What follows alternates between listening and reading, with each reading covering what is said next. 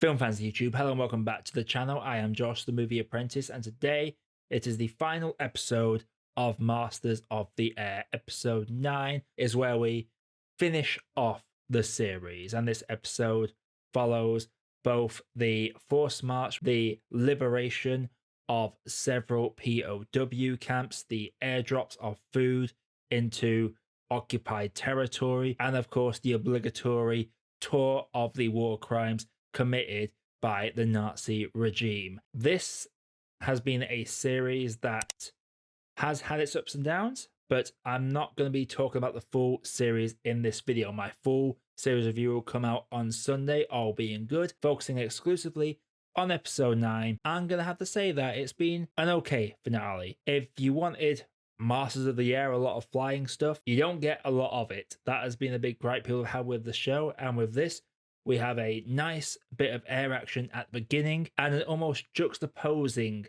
airdrop towards the end of the episode. This is our episode very much about wrapping up the stories. The POW Force March is a really well done sequence. I know people haven't really cared much for the POW camp, and I am guilty of that as well. But during the Force March, these are some of the more subtle yet powerful moments in the entire series for me. There's one particular moment where one person is about to collapse and someone from the other side helps them to their feet. One thing I love about shows and TV series that depict the end of warfare is the fact that towards the end, the nameless spaces behind the uniforms cease to matter and the humanity starts to come out, and these subtle moments really matter when it comes to depicting these events. Seeing Crosby as well, who has been my favorite character of this whole season, seeing his evolution from where we have first met him as the guy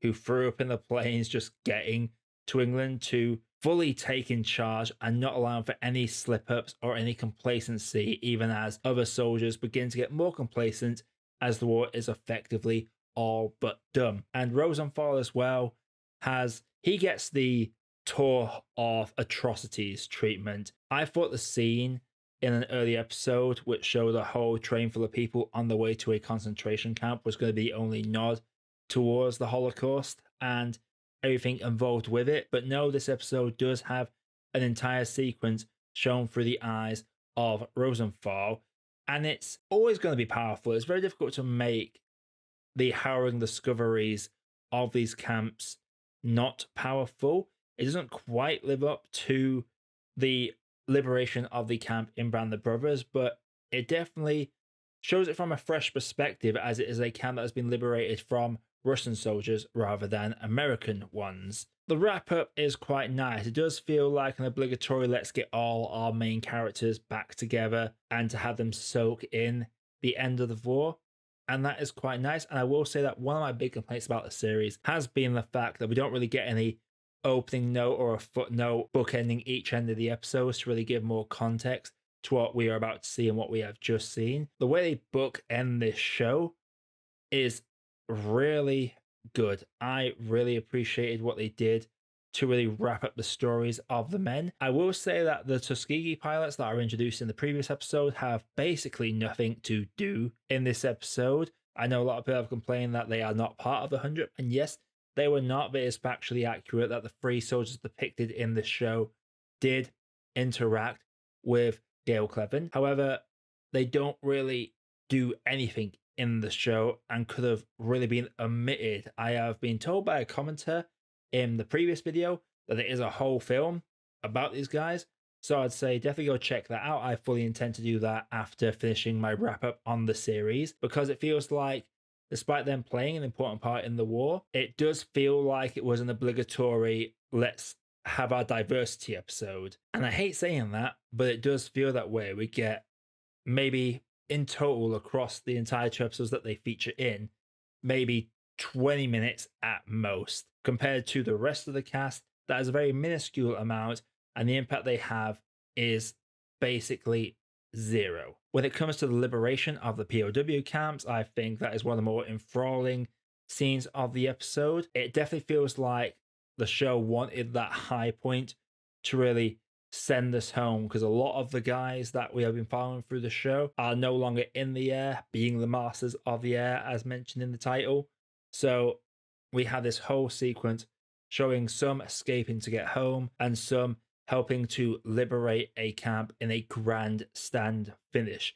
It does feel slightly Hollywood. I don't know the ins and outs of the history. Before I do my full series review, I'll be going over bits of history about our main characters and seeing what has definitely been embellished and what has been kept consistent to the actual history. But in terms of the context of the episode, it is a nice cathartic moment seeing the war wrap up. It's a very bittersweet, blissful episode. There's no high octane action. It is very much a wind down episode, and it's definitely a big improvement over the previous two episodes. Like, the show has struggled and stumbled its way to the finish line, but they got a nice little burst in there at the end. And as a finale, I thought it did a decent enough job for what the events are that is depicting. Before I get into my grade, if you like what you're seeing on the channel, click the like button and subscribe for more reviews like this coming all the time. Obviously, full series review coming over the weekend, and the movie review is going to come back in full force now with my full focus. We have Ghostbusters Frozen Empire to review next week.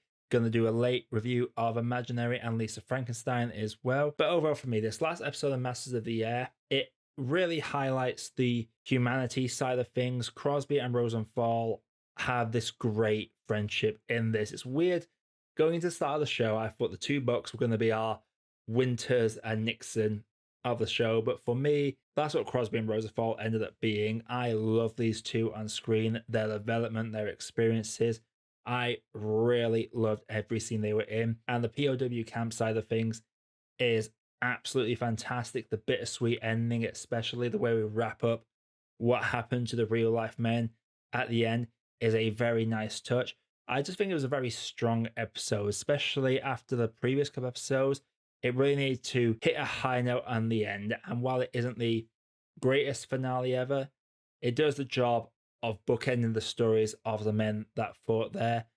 And people will have wanted more air action in this show. I definitely did as well, but it still did a decent job for me. I'm going to have to say that episode 9 of Masters of the Air is a good cup of tea. So, Masters of the Air, now the show is over. Let me know what you thought about the show as a whole down in the comments below, or just this particular episode. Do you have any fresh insight to add to the conversation when it comes to the history that is depicted? I would love to know if anyone has any more information to give about the liberation of the POW camp, for example. I really like that scene, but stay tuned for my full review of the series coming this Sunday, all being well. But until next time, everybody, I'm Josh, the Movie Apprentice, and I'll see you all in the next video.